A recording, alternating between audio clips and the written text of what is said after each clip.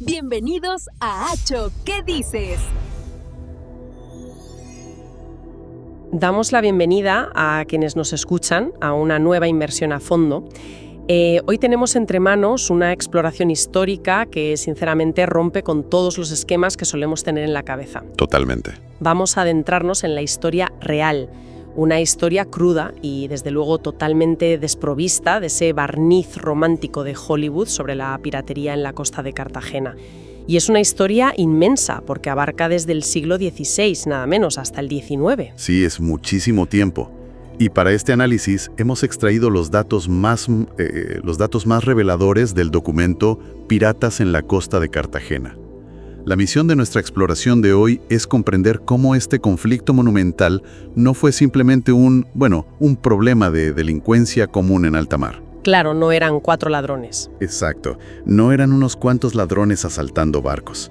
Fue en realidad un auténtico choque de civilizaciones que alteró por completo la geografía, revolucionó la tecnología naval y transformó de raíz la sociedad del sureste español. Vale, vamos a desgranar esto, porque hay una ironía geográfica tremenda en toda esta historia. A ver, el puerto de Cartagena está bendecido por una orografía espectacular que lo convierte en uno de los refugios naturales más seguros de todo el Mediterráneo occidental. Así es. Pero claro, entiendo que esa misma ventaja, ese privilegio geográfico, lo transformó automáticamente en la diana perfecta, ¿no? Era como un imán para cualquiera que quisiera dominar esas aguas. Si conectamos esto con el panorama general, nos damos cuenta de que estamos hablando de una guerra de desgaste a una escala masiva. El Mediterráneo de aquella época era un tablero de ajedrez donde se cruzaban constantemente intereses imperiales colosales, fanatismos religiosos muy arraigados y sorprendentemente una red burocrática complejísima. Madre mía, ¿la burocracia está en el mar? Sí, no era solo robar mercancías, era geopolítica pura. Las potencias usaban a estos corsarios como peones para desestabilizar al enemigo. Ya. Y para entender esa geopolítica, creo que lo primero que debemos hacer es derribar el mito caribeño. Quienes nos escuchan seguramente tienen en la cabeza esa imagen clásica. ¿El loro en el hombro? Eso es, el loro en el hombro, la pata de palo, buscando cofres de oro y plata enterrados en playas de arena blanca. Pero por lo que cuentan nuestros documentos de hoy, la realidad en Cartagena era muchísimo más oscura. Me ha sorprendido muchísimo descubrir que el verdadero motor económico de estos ataques no era el oro de las Américas. No, en absoluto. Es una bofetada de realidad histórica monumental. El objetivo prioritario en las costas del Levante español, impulsado sobre todo por los piratas berberiscos que operaban desde Argel o Túnez, era la captura de personas. Tela. Sí. Lo consideraban una especie de yihad marítima, pero además era un negocio inmensamente lucrativo. Las mujeres cautivas eran enormemente codiciadas y enviadas directamente a los mercados de esclavos del norte de África. ¡Qué horror! Y el destino de los hombres solía ser el trabajo forzado en la construcción, o peor aún, terminar encadenados a los remos de las galeras de por vida, esperando un rescate que para la gran mayoría jamás llegaba. Es que cuesta creer que en medio de tanta brutalidad y de secuestros hubiera espacio para el papeleo, porque los documentos mencionan que existía una especie de legalidad en todo esto. ¿De verdad existían reglas en alta mar o era simplemente la ley del más fuerte disfrazada con palabras elegantes? Aunque parezca mentira, la burocracia era fundamental. Hay que establecer una diferencia legal muy estricta que existía en aquella época entre un pirata y un corsario. A ver, cuenta.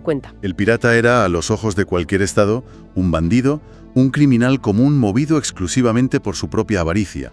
Si las autoridades capturaban un pirata, su destino era casi invariablemente la ejecución sumaria en la horca. Sin embargo, el corsario operaba bajo una patente de corso. O sea, a ver si lo entiendo. Era como tener una licencia gubernamental para robar y secuestrar siempre y cuando compartieras el botín con la corona que te firmaba el papel. ¿Es así? Básicamente. Era un documento oficial emitido por un monarca o un gobernante. Esto le otorgaba un respaldo legal y lo convertía formalmente en un combatiente al servicio de un país. Ya, un soldado, digamos. Exacto. Teóricamente, si un corsario era apresado y mostraba sus papeles, no podía ser ahorcado.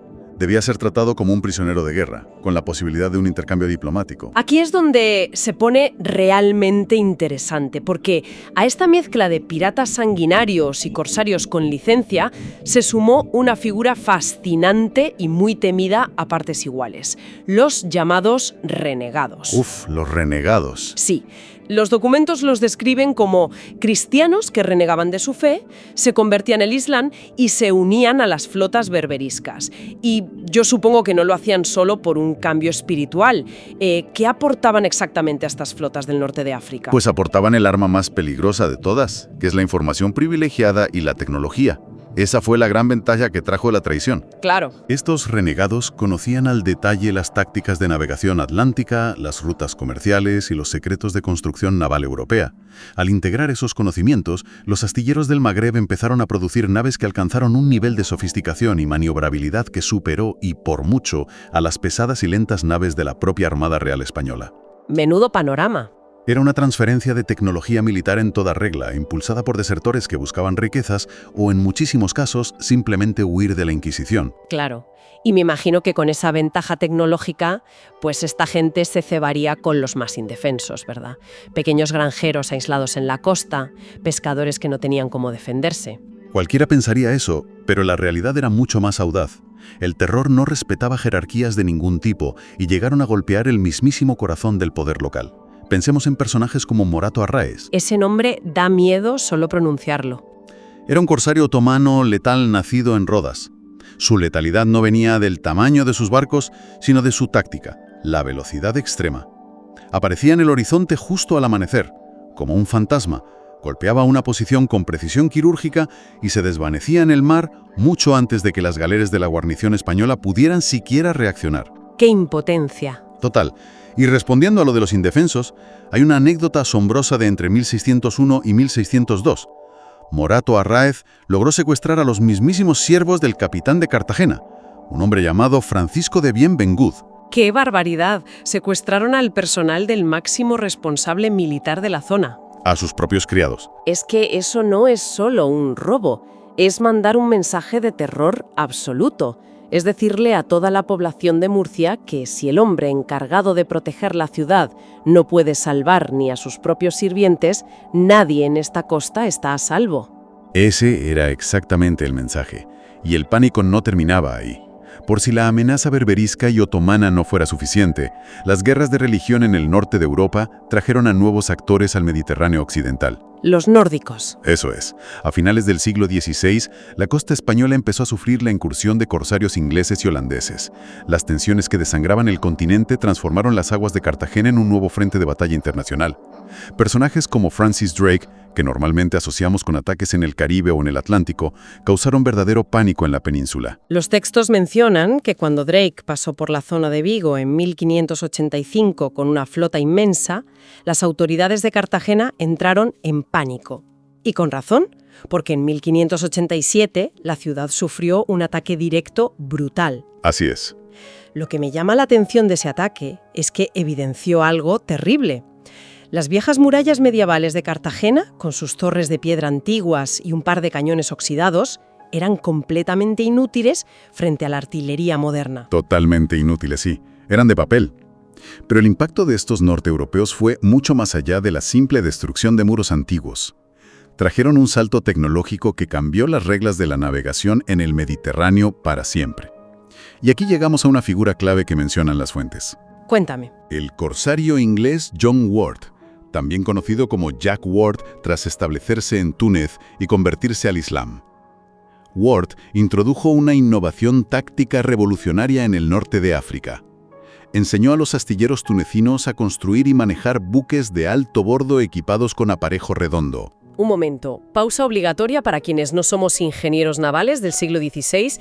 ¿Qué significa exactamente eso de alto bordo y aparejo redondo?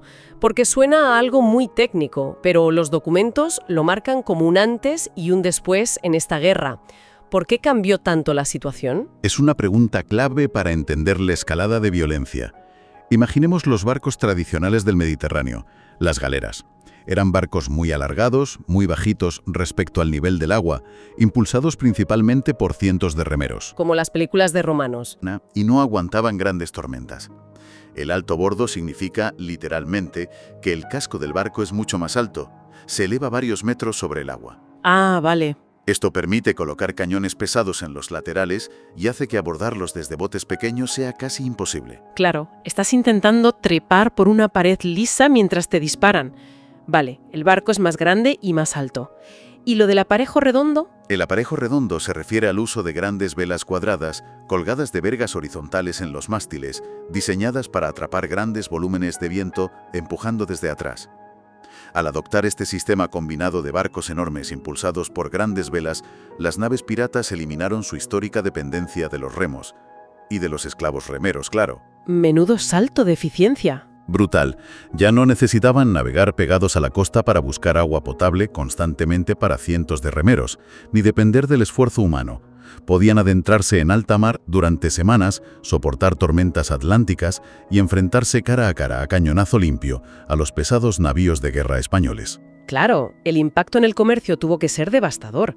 Los datos indican que el puerto de Cartagena veía transitar más de 300 barcos mercantes al año. Con estos nuevos superbuques piratas patrullando las aguas de forma independiente, el estado de pánico entre los comerciantes sería absoluto. Era un terror diario. Ya no se limitaban a desembarcar en las playas por la noche, ahora cazaban presas de altísimo valor en las principales rutas marítimas que conectaban el Levante con Italia y el norte de Europa.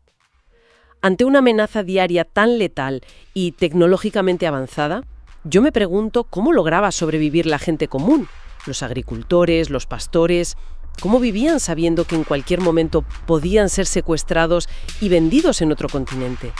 Pues vivían con un ojo abierto.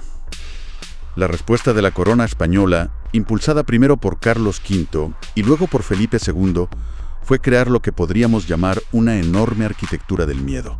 El sistema de torres vigía. Ese mismo. Fue un esfuerzo de ingeniería monumental para la época. Crearon un sistema de alerta temprana interconectado que cubría todo el escarpado litoral del Reino de Murcia. He leído sobre esto y visualmente debió ser espectacular. A ver, durante el día, si un vigía en una torre divisaba velas sospechosas en el horizonte, encendía señales de humo oscuro. Si era de noche, encendían enormes hogueras en la parte superior. Ese fuego era avistado por la torre adyacente a varios kilómetros de distancia, que a su vez encendía su propia hoguera. Era una reacción en cadena luminosa que viajaba por toda la costa hasta avisar a las milicias de la ciudad de Cartagena en cuestión de minutos. Era un telégrafo visual muy efectivo, pero conllevaba un sacrificio humano terrible. Ya me imagino. Ser el vigía en esas torres, los llamados torreros, era tener literalmente una diana pintada en la espalda. Vivían en una soledad extrema, aislados en lo alto de acantilados, sabiendo que, para cegar el sistema de vigilancia y evitar que la ciudad se enterara del ataque, los piratas los atacarían a ellos primero. ¡Qué angustia, por favor! Muchísima. La historia de estas costas está llena de tragedias documentadas. Tenemos la masacre de la Torre de Cope en 1578, donde la guarnición entera fue sorprendida y capturada para ser vendida como esclavos, o la destrucción violenta de la Torre de Cabo de Palos en 1637, donde el alcaide perdió la vida intentando defender la posición mientras encendía el fuego de aviso. Qué soledad tan aterradora debía sentirse en esas atalayas, escuchando el sonido del mar en plena noche y sabiendo que tu único trabajo básicamente era esperar a que llegara la muerte para poder avisar a los demás. Es un detalle que merece una pausa reflexiva para quienes disfrutan del turismo costero hoy en día. Desde luego. Cuando se pasea tranquilamente por los acantilados de la Afloía y se observa a la Torre de Santa Elena, o se contempla el actual faro de Cabo de Palos, cuyos cimientos albergan las piedras de la antigua torre destruida de la que hablábamos, se están observando las cicatrices físicas reales de una época oscurísima. Son monumentos silenciosos, a un tiempo en el que mirar al mar no era una actividad relajante. Significaba escudriñar el horizonte buscando la muerte o la esclavitud. Entonces, ¿qué significa todo esto? ¿Cómo pasó Cartagena de ser esta costa vulnerable y aterrorizada, llena de torres de aviso, a convertirse en una fortaleza invencible? Por lo que veo en nuestras notas, el gran cambio de paradigma, el momento en que la balanza se inclina por fin, ocurre entrado el siglo XVIII, con la llegada de la dinastía de los Borbones. Cartagena es designada capital del Departamento Marítimo de Levante en 1728. Entiendo que dejó de ser una víctima pasiva para convertirse en el martillo estratégico de la Armada, ¿verdad? Exactamente, se convirtió en el martillo. Fue una época de ingeniería militar de vanguardia sin precedentes. Bajo la dirección de ingenieros ilustrados, la fisionomía de la ciudad cambió para siempre. Se levantaron las inmensas y monumentales murallas de Carlos III. No eran simples muros de piedra para frenar a gente a pie. Incorporaban baluartes complejos y baterías de artillería capaces de cruzar fuego cruzado para sellar por completo la entrada al puerto a cualquier barco enemigo. Además, se dieron cuenta de un problema táctico enorme. La ciudad estaba rodeada de colinas, los llamados padrastros. Claro, si el enemigo subía sus cañones a esas colinas, los famosos padrastros, podía bombardear la ciudad desde arriba sin piedad alguna, como en una ratonera. Eso es. Por eso construyeron un impresionante cinturón protector de castillos alrededor de la ciudad. Los castillos de Galeras, Atalaya, San Julián y el de los Moros, ubicados estratégicamente para dominar todas esas alturas. Esa infraestructura hizo a Cartagena casi inexpugnable por tierra. Pero en el mar, tener un puerto seguro no sirve de nada si tus barcos no pueden salir a cazar piratas. Hacía falta un liderazgo distinto en el agua. Y aquí es donde la historia nos regala a uno de esos personajes que parecen sacados directamente de una novela de aventuras, pero que fue absolutamente real, Antonio Barceló y Pont de la Terra, o como se le conocía popularmente en las calles, el Capitán Toni. Lo fascinante aquí es el contraste brutal de este hombre con la estirada aristocracia militar de la época. Es que era de película. Totalmente. En un ejército donde los almirantes llevaban pelucas empolvadas y obtenían sus cargos por títulos nobiliarios y enchufes, Barceló era todo lo opuesto. De orígenes muy humildes en Mallorca, empezó como simple patrón de un pequeño barco de correo privado. Era analfabeto. Su rostro estaba completamente cruzado por las cicatrices de innumerables abordajes cuerpo a cuerpo y se había quedado sordo, completamente sordo, por el estruendo constante de los cañonazos a lo largo de su vida. Madre mía, qué currículum. Pues sí. Y sin embargo, su brillantez táctica, su instinto para el mar y su valentía suicida le hicieron ascender, en contra de toda la envidia de los oficiales nobles de la corte, hasta alcanzar el codiciado rango de teniente general de la Real Armada. Fue literalmente la peor pesadilla que los piratas berberiscos jamás enfrentaron. Y leyendo sobre él, veo que su genialidad no fue inventar algo de cero y ya está, sino adoptar y perfeccionar las propias armas del enemigo. Mientras los almirantes de Salón insistían en usar los gigantescos navíos de línea, estos barcos inmensos, Barceló apostó todo al jabeque. Y aquí, otra vez, necesito tu ayuda técnica. ¿Qué es exactamente un jabeque y por qué era tan vital para esta guerra tan específica? Pues mira, el jabeque era la herramienta perfecta para cazar piratas en el Mediterráneo. Era una embarcación veloz, de bajísimo calado, es decir, que la parte del barco que queda sumergida bajo el agua era muy poca, lo que le permitía navegar muy cerca de la orilla sin encallar. Y su genialidad residía en que combinaba la fuerza de decenas de remos con la llamada vela latina. Vale, ¿y qué diferencia hay entre esa vela latina y las velas cuadradas de las que hablábamos antes con los ingleses? Pues la vela latina es esa gran vela de forma triangular, a diferencia de las velas cuadradas, que solo funcionan bien si el viento sopla desde atrás empujando. La vela latina permite ceñir el viento, es decir, navegar casi en contra de la dirección de la que sopla el aire. ¡Ah, qué listo! Es un invento fabuloso. Imagina la escena. El viento cesa de repente en el mar. Los enormes navíos de guerra españoles se quedaban inmovilizados, flotando como patos de feria, siendo presa fácil para los corsarios en botes pequeños. Sin embargo, el jabeque de Barceló podía seguir avanzando, o bien aprovechando ligeras brisas laterales con la vela latina, o bien sacando los remos para perseguir a las naves piratas hasta la misma arena de la playa, impidiendo cualquier huida. ¡Qué maravilla de adaptación táctica! Pero no se detuvo ahí. Las fuentes destacan que el capitán Toni también inventó las famosas lanchas cañaneras. Y esto es pura guerra de guerrillas naval. Hay que imaginar embarcaciones pequeñísimas que de alguna manera montaban un cañón gigantesco de 24 libras en la proa, un cañón enorme para un barco tan pequeño. Una proeza de ingeniería, sin duda. Se acercaban en silencio absoluto al amparo de la oscuridad de la noche, disparaban proyectiles devastadores contra naves inmensas y enormes fortificaciones costeras enemigas. Y al ser blancos tan pequeños y tan ágiles, desesperaban por completo a la artillería enemiga, que no lograba darles ni por asomo.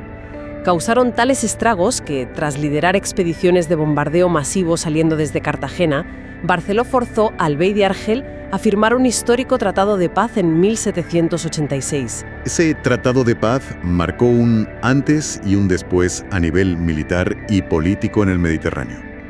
Pero claro, esto plantea una pregunta importante. Dime.